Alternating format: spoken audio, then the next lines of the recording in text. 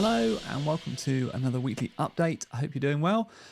Loads of things to talk about this week, so let's get through it. Lots and lots of interesting things happening. So, first of all, the Microsoft Graph API Teams meetings has some new capabilities. This is around sending SMS notifications to people. Depending on the type of meeting you're creating, you can create these kind of externally facing meetings, sort of like virtual appointment style meetings. And for those, yes, you can send SMS reminders. You can send notifications and reminders. So there's now API endpoints to send the notification and SMS, an endpoint to send the SMS reminder. This is a Teams premium feature. So the API call itself is not really a Teams premium feature, but it will only work on meetings that are configured this way. And so in order to do that, the organizer needs to have a Teams premium license. But if you've done all that and you've got a Teams user that's created the meeting, you can then programmatically use the API to send the notifications, send the reminders. So that's cool. That's now out. That's now GA. So you can now use that in production, which is great. And it's also the thing that's being used in LinkedIn. So right at the bottom, there's a blog post announcement about it. And right at the bottom, they've got a partner highlight, but the partner is LinkedIn. So LinkedIn Recruiter uses this. So that's kind of interesting. So if you want to see it in action, then you can go and use LinkedIn Recruiter and see how they use that. But under the covers, behind the scenes, it uses the Microsoft Graph Virtual Appointment API to create those meetings and then to remind you about them, which I thought was quite interesting. Okay.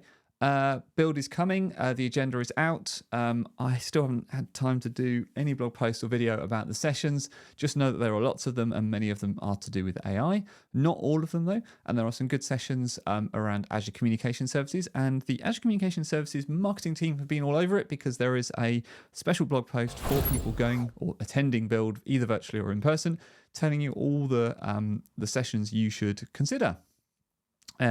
What I like as well is that it tells you what they are. There's a breakout, there's demos, there's live talk shows. So if you're going there in person, there is a in-person demo with Sean Henry, which will be pretty cool, I would imagine, and worth a watch. If you're at the European Collaboration or Cloud Summits, it looks like Sean's going to do much the same demo that I did there. So you could check that out. So, or at least, if you missed it at, last week in Germany, you could check it out with Sean in person in Seattle. And there's also virtual sessions if you're not going in person around multimodal and multi-agent innovation and some other bits and pieces as well. There is quite a lot of in-person versus sort of online though. I'm not sure if that's true for all the sessions, so it's kind of interesting.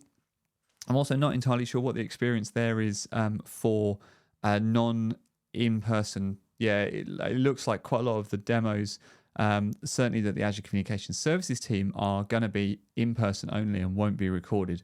I don't know if that is a new trend. I don't know if it's just specific to Azure Communication Services. I don't know if it's resourcing. I don't know what it is.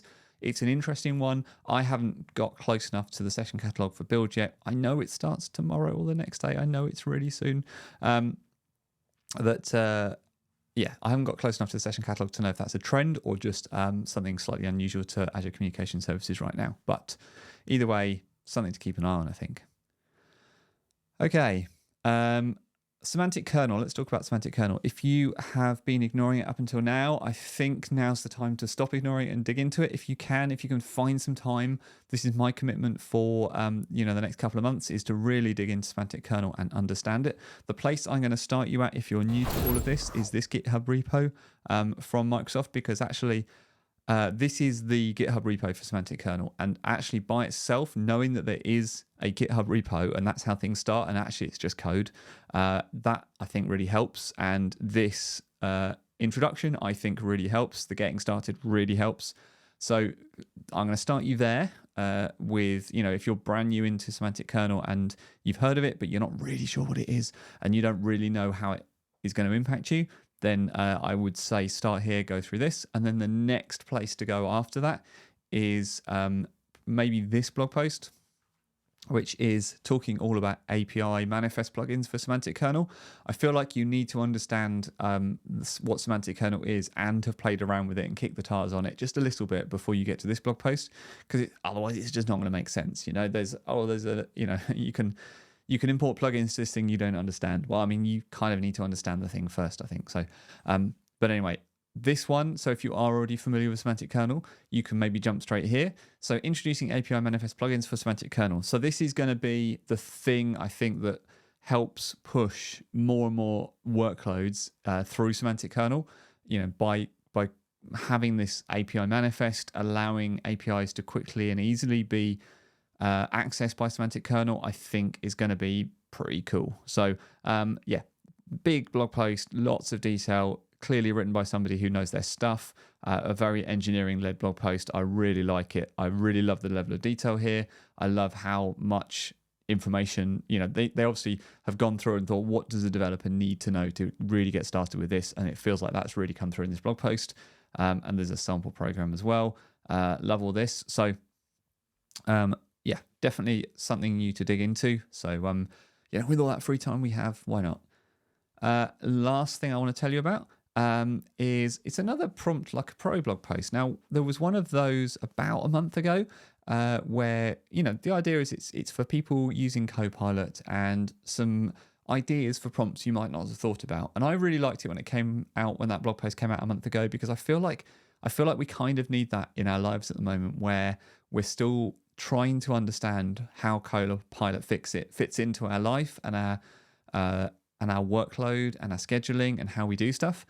And so having other people suggest things and say, well, actually, this worked for me. Have you tried this? Have you tried that? I thought was really useful. What I didn't realize was that Luca is doing something of a series, because we're a month later and we've got another blog post now, which is talking about summarizing your channel conversations with Microsoft Copilot in Teams. So this is cool. So it's another blog post with ideas, basically, talking about some of the things you can do to summarize channel conversations, how to then dig deeper with some follow-up prompts, how to use documents as part of that. So some good ideas. And just like the one a month ago, this is not highly technical. This is more have a read, see if there's some ideas that jump out at you for things that you can try. And then it's just building that muscle memory to try and get them into your daily kind of habits of your work. Because Copilot is changing how we work, whether we like it or not. And so if we want to lean into it, and again, it's a personal choice. Something I heard that I thought was really good from Zoe Wilson last week at the European Cloud Summit was actually it's a personal choice whether or not to use Copilot. Some people don't want to, and that's fine. But if you are one of the people that do and you want to lean into it, but you're kind of not worried, but you've got this sort of nagging feeling in the back of your head that you're not using it correctly or properly or as much as you should be, and I'm in that camp. I want to use Copilot more. I always forget to. And so for me, that's why these blog posts really help, because they serve as a reminder and they serve as an idea generator of, I could try that next time, couldn't I? I didn't think to try that. So that's why I like these blog posts, and I'm really pleased that Luca's doing some more of them.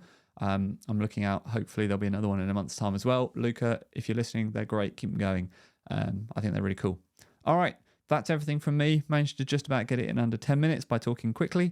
Hope you're having a great week, whatever it is you're doing, and I'll speak to you again next time.